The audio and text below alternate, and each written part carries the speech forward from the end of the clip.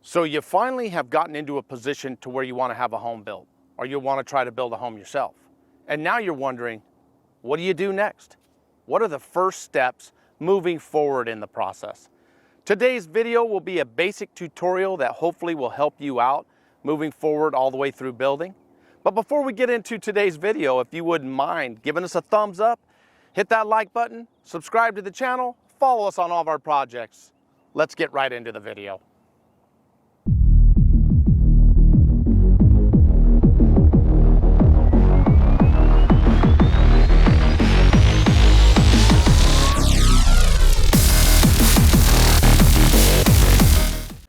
Okay, so you're ready to get into the building process and you want to find a piece of property and get started. What do you do next? Good morning, everybody. My name is Paul Taylor. I own and operate TCI Development. We're a building contracting company located here in Southern California. I'm going to walk you down the road of getting you through a successful build and what you should do first.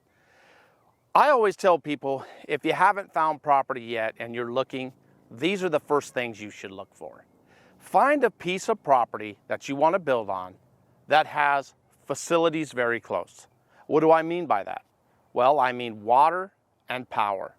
That's going to make a huge difference in your budget. And I'm assuming you're going to be on a budget just like most people are. Some people aren't affected by a budget, but this will be a giant consideration going forward. If there's water and there's power near the property, well, you're ahead of the game. Okay, how close does it need to be? Well, it's going to make a difference.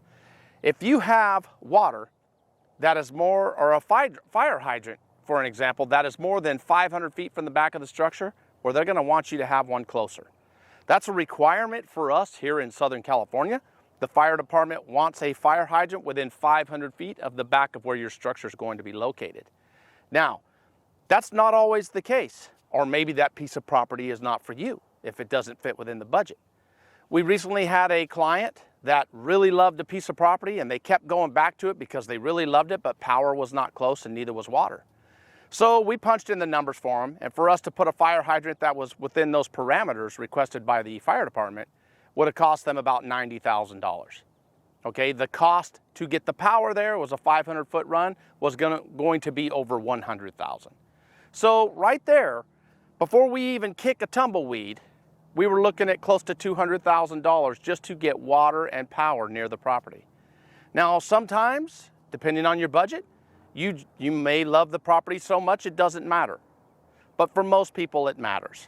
So, this is what I recommend when I go to meet with clients. We look at those things first. Okay.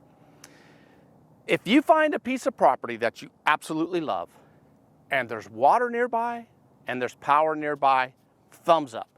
Things are a go. Things are looking great. Your very next step, call whatever county, whatever city you're in, call that building authority, talk to the planning department, ask them, what is this zoned for? Is it zoned residential? Is it zoned commercial? Is it industrial?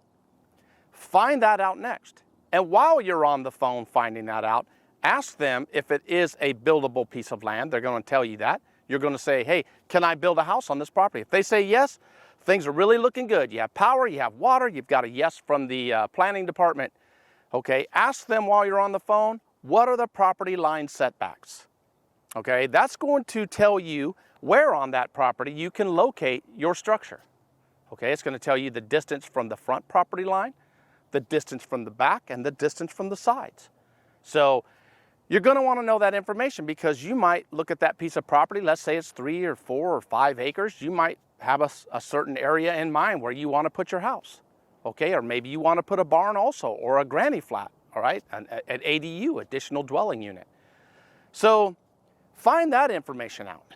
Now, they're going to ask you when you call, what is the address? Well, if it's a new lot with no house on it, it doesn't have an address, so you're going to give them the APN number, assessor's parcel number. Okay. If you can't find the assessor's parcel number, just give them the address of a house that's nearby. Give them that address and say, okay, here we go. Here's the address for a house that's right next to the property. So what are my setbacks and what is it zoned for? Okay, moving forward. You've gotten the green light on water and power. It's nearby. Everything's looking great. You've gotten a thumbs up from the planning department. They said, oh, sure, no problem, you can build. Here are your setbacks. Okay, where do the setbacks come into play? Your next step, you're going to want a grading plan drawn for that property. It's a requirement. You have to submit a grading plan before you submit a building plan. So you're going to call and contract with a civil engineer. But if you want to go through all the steps yourself and get all the other information before hiring a civil engineer, fine. Your next phone call will be to a surveyor. You're going to tell the surveyor, hey, we want to survey this property, right, that we're thinking about buying. Maybe the previous owner or the current owner has already done so. Maybe he surveyed the property. Maybe you know where the property lines are.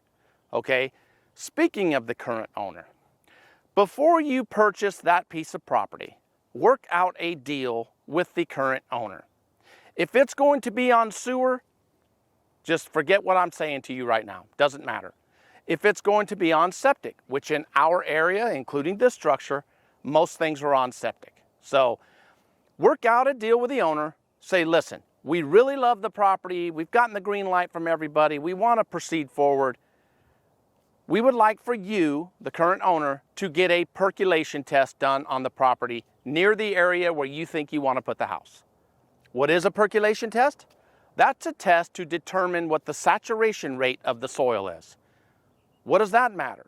Well, if you're going to put a septic system, you want to make sure that when you flush that toilet and it goes through the tank and then it goes into the infiltrators, which is your leach field, you want to make sure that that leaches into the property.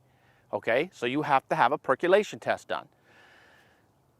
If the owner agrees, say, look, we love the property, you get a percolation test done. That's going to cost him about $1,800. That's about the average cost around here where we live, and I'm only speaking about our area, Riverside County in Southern California. Get a percolation test done. If it passes the percolation test, we will proceed forward with purchasing the property. Okay? How does this save you in the long run? Well, I will use this project here as an example. This project had a lot of clay in the soil. This was not just decomposed granite. If you can find a lot that's decomposed granite all the way, you won't have a problem. That's one of the best buildable soils there is. This lot had a lot of clay in it, so it had trouble percolating. So we had to go with an advanced treatment system. And that's going to make a difference for you. If you want to put in a standard septic system, that could be $20,000, could be $25,000. I've seen them all the way up to $30,000, $35,000. However, in comparison to an advanced treatment system, you're looking at upwards of $80,000, $90,000, even $100,000, depending on what the health department says. Because the health department is going to be the ultimate authority in your septic system design. So you want to make sure that that lot percolates, and then you need to determine if it doesn't, if it has a lot of clay in the soil, if it doesn't, is it in the budget for you to have an advanced treatment system put in? Okay? So there's your steps. You have approval from the building department, which is planning. You have water power next door, real close. You've gotten the setbacks. Everything is looking great. The owner now has agreed, yeah, I'll get a perk test done, right? All that passes. Everything looks great. You're moving forward. What are your next steps? You're in the purchasing process of that property. You're going to call out a surveyor. Surveyor is going to come out and he's going to determine where your property lines are, and then he's going to make you a topo map. That's a topography map. That's just a representation of the Earth's surface as seen from above. It shows all these lines and it shows elevation, it has lines of elevation on these contour lines, shows the contour of the property. And I'm going to put pictures in this video at the end of everything that I'm going to mention. So he's going to make you a topo map. Why is he going to make you a topo map? Because when you go to hire your civil engineer, he's going to need one. He's going to need to know the elevation of everything on that land. He's going to need to know where water flows to, you know, the high spots, the low spots, okay? And in between dealing with a surveyor and dealing with a civil engineer, you are going to hire a soils engineer. That's a geotechnical engineer. And what the geotechnical engineer is going to do, he's going to come out and they're going to drill and they're going to see what is the soil content, okay? This is all part also of determining whether or not your lot percolates. So he's going to come out, or she or they are going to come out. drill some holes, and they're going to determine whether or not you need an over excavation done on this property. What is an over excavation? If you followed along on this project, or if you followed along on Dustin Williams' project, the YouTuber that we built for, then you know what an over excavation is. It determines whether or not the soil as it sits is stable. Is it buildable as it sits? If not, they may come back and say, hey, it's real sandy and loomy 5 or 10 feet down. You need to do an over excavation. All that means is we dig down. If you go back to our first video, I think we're on video, this will be video number 13 right here. If you go back to video number 1 or 2 on this project, you will see an over excavation. We're going to dig down where the soil is not so stable. It's loomy, soft, not sturdy. We're going to take all that soil out. Then we are going to wet that ground. We may even put geogrid in there. You can research what geogrid is. It's just to help build back soil and make it stable for building. We're going to put geogrid in there possibly. We're going to put layers of dirt in there called lifts. A lift could be 2 feet, whatever the geotechnical engineer says to do. We're going to do that. He may say put in 2 feet of dirt compact, put in 2 feet compact, all the way up until you're at the top again. So that's an over excavation. You're just taking out all that loose soil, right? There could be some holes down in the ground, so you don't want to end up like the Leaning Tower of Pisa, right? Or what's happening in Florida right now. You've seen where all these buildings are sinking and leaning in Florida. Well, that's not buildable soil. So you're going to do an over excavation. That's if the soil, that will be determined by your geotechnical engineer. Okay, so now you're moving forward in the process. You have a green light from everybody. You have power next door. You have water. You have the planning department says you're good to go, you can build, it's residential. You've hired a surveyor, he came out, surveyed the lots. He made a topo map for you. You've contracted with a soils geotechnical engineer. And now you've contracted with a civil engineer.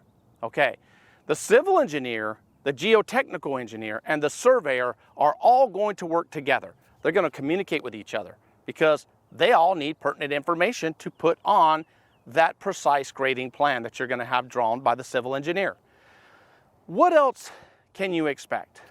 Well, it gets more in depth, okay, because the state of California, this is for the people in California, the state of California is the ultimate authority when it comes to how stormwater is handled, okay? The reason we have 3 different state, regional water quality control boards that monitor this area of Riverside County.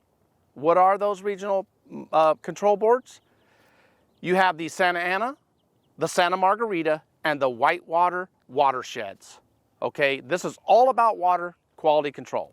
So, if you buy a piece of property that has slopes like this one does all around it, okay, you're going to fall within these categories. All right, what these organizations do is they make sure that you are handling BMPs. BMPs are a process when you're going through the building department, they're going to say, we need to see your BMPs. Best management practices, okay?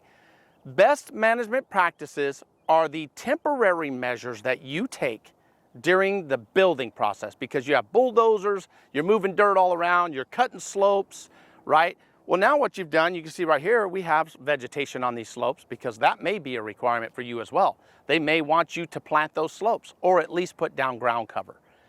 Okay, so your BMPs cover that.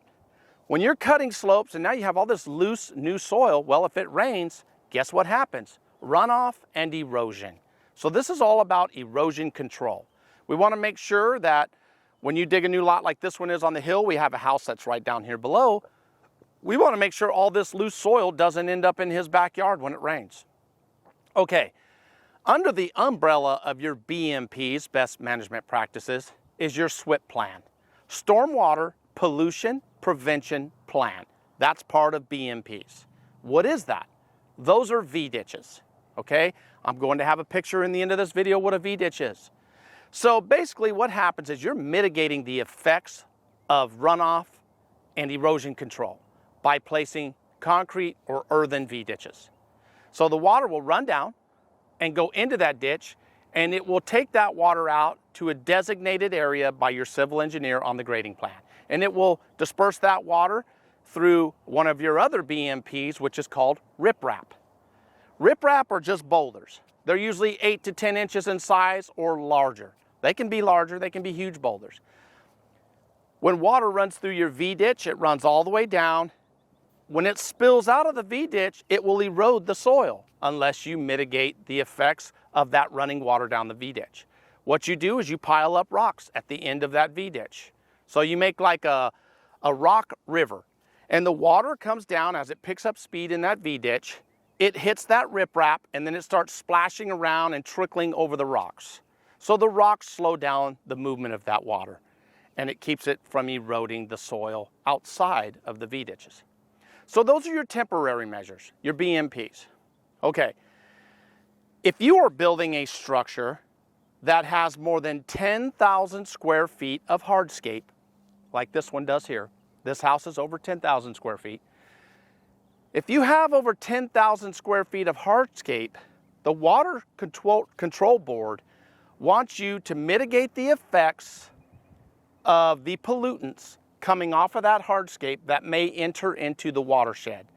So basically what they want you to do, if you put in a house and you put in your driveway and you have over 10,000 square feet of hardscape, they want you to do a permanent fix to those pollutants. And what is that permanent fix?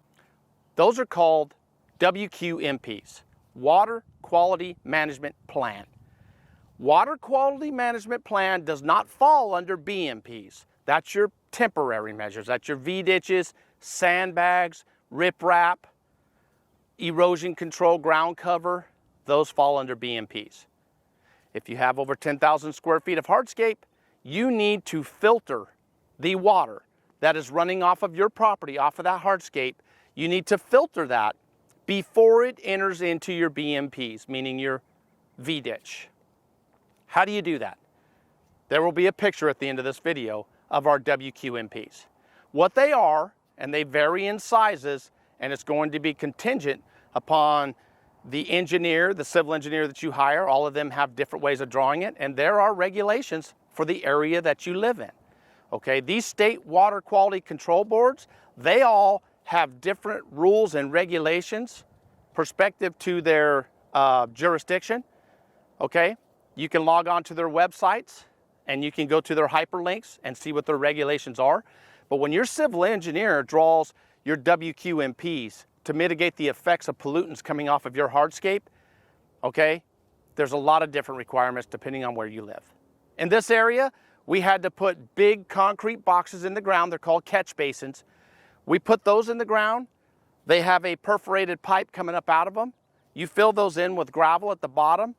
As the water runs off of your hardscape, it goes into that catch basin. Sometimes they're called flower pots, sometimes they're called planter boxes. There are different names for them that people have associated with WQMPs. Okay, so basically what it is water runs off of your hardscape. It is directed into those WQMPs, okay? The water goes in there and the water trickles down through that gravel. Sometimes it's engineered soil that you have to put in there, and sometimes it's both. It just depends on what the requirements are for your area. So the water runs in there, and as the water fills up in that catch basin, it goes into a perforated pipe. It goes into that pipe, and then it drains out, and then it will drain out into your V-ditches, and then it will go out the property and eventually end up in one of the watersheds that I just discussed. Santa Ana, Santa Margarita, or whitewater watersheds. For us in this area, the Santa Margarita River runs right over here along this mountain. So we are operated and monitored by the Santa Margarita Watershed Authority. So that's what WQMPs are. Okay, it's separate from BMPs, all right? It's not a temporary measure, it's a permanent measure. So they basically look at it and say, okay, you have all this concrete driveway, parking spots, and you're gonna be driving vehicles on it. Some of those vehicles may leak oil, you know, hopefully not if it's a brand new house. Some of those vehicles may be leaking oil or transmission fluid or radiator fluid or whatever, okay? The water quality control boards wanna make sure that those contaminants do not end up in the watershed. So they mandate that you filter that water before it exits the property into your temporary plans, okay? That's basically all it is. You have your SWIP plan, Stormwater Pollution Prevention Plan. You have your BMPs that SWIP falls under. Best management practices. That's sandbags, riprap, V-ditches. Then you have your permanent measures. WQMPs, Water Quality Management Plans. That's your giant planter box, flower box, catch basin, whatever you want to call it. That is a requirement if you have over 10,000 square feet of hardscape. Okay. Those are the things you can look forward to in the planning process and the grading process moving forward in the building process. Now, this sounds like a lot. And I know a lot of you in other states will see this video and go, good grief. We don't have to do any of that here. California is the most strict when it comes to building and just about anything. When it comes to trash disposal, fuel and oil disposal, okay?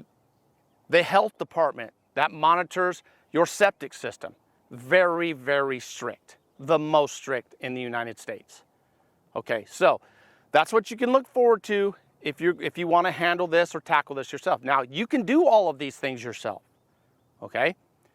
This could add up to a year to the building process. It could take you up to a year to get all this done. This is the reason why.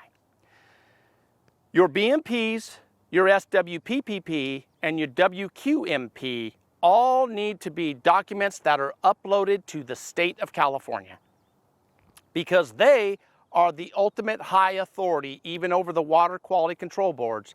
They are the ultimate high authority that they want to make sure that you are taking every step to mitigate the effects of any pollutants entering into the watershed. This state authority for California is called SMARTS, S-M-A-R-T-S, Stormwater Management and Report Tracking System. You have to upload documentation of your SWIP plan, your BMPs, and your WQMPs. Those have to be uploaded into an account that you need to make with the state of California at smarts.ca.gov. Where do you get all this information? Well, the soils geotechnical engineer and your civil engineer will coordinate together and they will come up with these plans for you, okay? You can go to each one of them on your own and have it done. But once you upload that information to smarts.ca.gov, you will wait and hear back from them. They will send you an email giving you a WDID, Water Discharge ID number. You will need that Water Discharge ID number to place on your grading plan when your grading plan gets submitted to the county or the city or whatever jurisdiction is handling your project. The first thing they're going to ask you, if you don't have it on there, it will come back as a correction. Where's your WDID number from the leading authority, which is California, smarts.ca.gov. Okay, this sounds like a lot, and if you're handling it yourself, it will probably take you upwards of 1 to 2 years just to get through the grading process.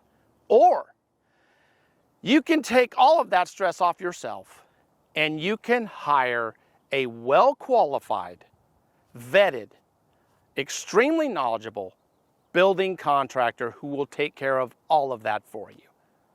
This is what we do in this industry. These are things that you don't know because you don't do them every day. Let a well-qualified, not one that you found on Craigslist, not one that you found on Yelp, not one that you heard from your cousin's buddy who has a brother that's a contractor. You want a well-qualified building contractor who is reputable in the area, has an online presence, has great things said about them. You know, you don't want somebody that's had a bunch of negative stuff said about them. That could be a red flag, right? Do your homework. I say this because we take over a lot of projects that end up in court. You don't want to end up in court. If you do, there's another year or 2 or 3 added on to your project, and it just causes heartbreak and misery. I'm assuming, like most people, that you're probably going to be, the biggest purchase of your life will be the home that you're building or buying, okay? Don't throw your hard-earned money down the drain, all right? It could end up costing you a lot more in the long run. I see it every day. So there you go. There are your first steps, right? You have power, you have water, you got the thumbs up from the planning department saying, yes, it's buildable. You have a surveyor, you have your setbacks, you have your perk test done, you have your soils engineering done, your civil engineers on board, your surveyors on board. You have submitted to smarts.ca.gov your WQMPs and your SWPPP, and you came up with your best management practices. All these are requirements for the building department. They are requirements of the building department, but the higher authority is the state. You have everything and you're ready to go. If you don't want to try and tackle these things on your own, do some research. Find yourself a well-qualified builder. My name is Paul Taylor. I own and operate TCI Development. You can find us online at tcidevelopment.com, right? That's our website. You can find us if you just Google TCI Development. We are reputable. We're in the area. We will answer any questions that you have. We get calls every day. That's what we do. Don't forget to hit the like button. Give us a thumbs up on our channel. It just really helps us to build the channel. Without the likes, the channel grows very slowly, and we are relatively new to YouTube. Also, hit the subscribe button. Follow us on all of our projects, and hopefully you can learn something by watching our projects. That'll help you with your project. I hope this information has been helpful. I hope you guys have an outstanding day. Thanks for watching.